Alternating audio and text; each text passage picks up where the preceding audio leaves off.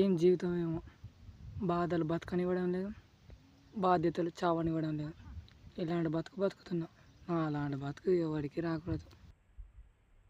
మనసులో బాధలు అర్థం చేసుకునే వాళ్ళకు చెప్పకపోయినా అర్థమవుతాయి. కానీ కొంతమందికి చెప్పినా అర్థం కాలేదంటే వాళ్ళ స్థానంలో, వాళ్ళ లైఫ్లో మీ స్థానం ఎప్పటికీ ఉన్నా లేనట్టు అని అర్థం. ఇది అర్థం చేసుకొని వాళ్ళతో ఉండే విధానం, మీరు ఎప్పటికీ వాళ్ళతోనే ఉంటారా, మారిపోతారా అనేది అయితే మీ ఇష్టం.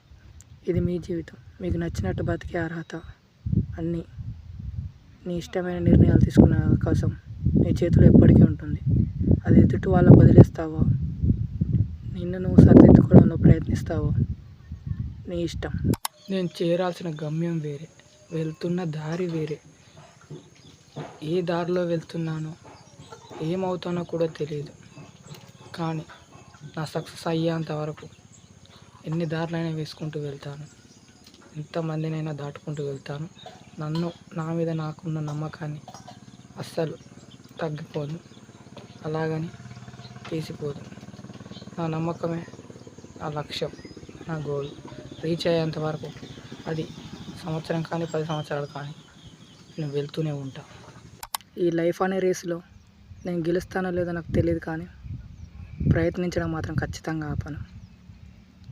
నేను సక్సెస్ అవుతానో లేదో కూడా తెలియదు, అలాగని ఓడిపోతానని నాకు తెలిసినా కూడా దాన్ని ప్రయత్నించడమే నా మొదటి లక్ష్యం. దాన్ని అందుకోవడానికి ఎన్ని దారులైనా వేసుకుంటాను, ఎన్ని ముళ్ళ దారులైనా దాటుతాను.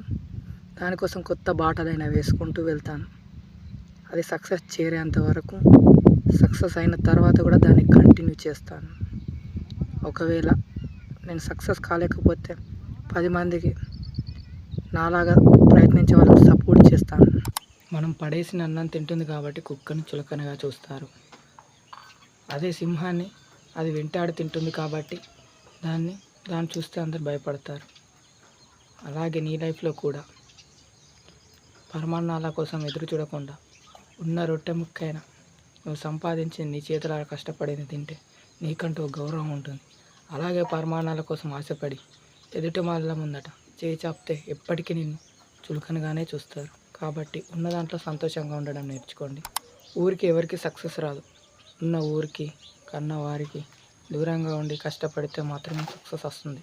పేరుకే ఉన్నాను అందరితో, నాకు తెలుసు నేను ఉంటానని, అందరితో మాట్లాడుతున్నా, కానీ నాకు మాత్రమే తెలుసు లోపల ఎంత కష్టపడ్డానని, ఎంత గాయపడ్డానని. అందరి ముందు నవ్వుతున్నా, నా గుండెకే తెలుసు లోపల ఎంత ఏడుస్తున్నానో.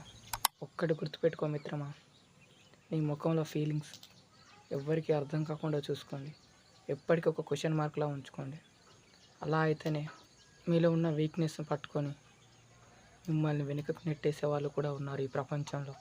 కాబట్టి 1కి 2 సార్లు ఆలోచించుకొని మీ ఫేస్లో స్మైల్ ఉండాలా, బాధ ఉండాలా, క్వశ్చన్ మార్క్ ఉండాలా అనేది మీ లైఫ్లో మీరే డిసైడ్ చేసుకోండి. మీ జీవితం. రేపటి రోజు నువ్వు చనిపోతే ముట్టుకోవడానికి కూడా ఆలోచించే జనాల మధ్యలో బతుకుతున్నాం మనం. కాబట్టి ఇలాంటి వాళ్ళ కోసం మనం బతికేది. నీ కోసం నువ్వు ఆలోచించు. మనం చచ్చాక శవమని అంటారు. బతికినంతకాలం ఎవరి కోసమో బతకకుండా నీ కోసం, నీకు నచ్చినట్లుగా బ్రతుకు. పక్కనోడి ప్రశంసల కోసం కాకుండా నీ సంతోషం కోసం, నీ గెలుపు కోసం, నీ ఫ్యామిలీ కోసం బతుకు. దాంట్లో ఒక అర్థం ఉంటుంది. ఏడవడం చాలా తేలిక, కానీ లోపల ఉన్న బాధను దాచుకొని పైకి నవ్వుతుండడమే చాలా కష్టం. అది అనుభవించే వారికి మాత్రమే అర్థమవుతుంది. ఎందుకంటే ఆ బాధ కొందరికి సక్సెస్ కోసం కావచ్చు, మరికొందరికి ప్రేమ కోసం కావచ్చు, మరికొందరికి చుట్టుపక్కల ఉండి ఎదగడానికి ప్రయత్నిస్తున్నా కానీ సూటిపోటి మాటలు అంటారు. తిట్లు తినే వాళ్ళకు మాత్రమే అర్థమవుతుంది ఈ బాధ.